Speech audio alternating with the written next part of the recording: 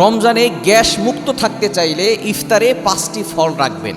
আমরা ইফতারের সময় বিভিন্ন ধরনের আয়োজন করে থাকি, বিশেষ করে অতিরিক্ত ভাজা পোড়া আমরা বেশি খেয়ে থাকি, তেলযুক্ত খাবার বেশি খেয়ে থাকি। এই যে আমরা এই খাবারগুলো খাই, যার কারণে কিন্তু আস্তে আস্তে আমাদের পেটে অস্বস্তি হতে পারে, বড় ধরনের গ্যাসের সমস্যা হতে পারে, অ্যাসিডিটির সমস্যা হতে পারে। সুতরাং এই গ্যাস যদি হয়ে যায়, পরবর্তী সময় রোজা রাখা আপনার জন্য কষ্টকর হয়ে যেতে পারে। এজন্য ইফতারিতে আপনি 5টা ফল রাখবেন। নাম্বার 1, 1 নাম্বার হচ্ছে তরমুজ রাখবেন। তরমুজ খেলে আপনার শরীরটা ঠান্ডা রাখবে এবং হজম শক্তি বৃদ্ধি করবে এবং আপনার শরীরটা ভালো রাখবে, পানি শূন্যতা কমাবে যদি আপনি ইফতারির সময় তরমুজ খেতে পারেন।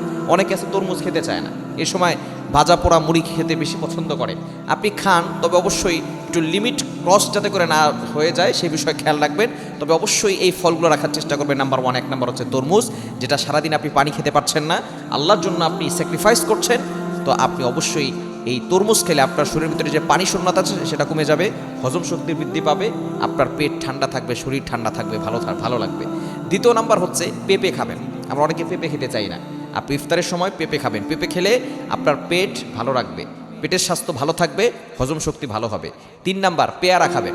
পেয়ারা অনেকেই খেতে চায় না, পেয়ারা খাবেন। পেয়ারা খেলে রুচি বাড়ে এবং পেয়ারা খেলে আপনার পেটটাকে পরিষ্কারও করবে, এজন্য পেয়ারা খাওয়ার চেষ্টা করবেন। এবং 4 নাম্বার হচ্ছে আপেল রাখবেন। আপেল অনেকেই আমরা আপেল খাই, আপেল খেতে অনেকেই পছন্দ করে। আপেল খাবেন, আপেল খেলে এটা হচ্ছে ফাইবার সমৃদ্ধ খাবার। এই আপেল যদি আপনি খেতে পারেন তাহলে আপেলটাও আপনার পেটের গ্যাস কমাবে এবং হজম শক্তি বৃদ্ধি করবে। এবং 5 নাম্বার হচ্ছে আঙ্গুর ফল। যদি সুযোগ হয় আঙ্গুর ফল রাখার চেষ্টা করবেন। এই আঙ্গুর ফলের ভিতরে অনেক ভিটামিন রয়েছে। আঙ্গুর ফল যদি আপনি খেতে পারেন তাহলে পেটটাকে পরিষ্কার রাখবে। এই 5টি ফল যদি আপনি খেতে পারেন ইফতারের সময়, তাহলে আপনার পেট ভালো থাকবে, হজম শক্তি বৃদ্ধি পাবে এবং বদ হজম হবে না।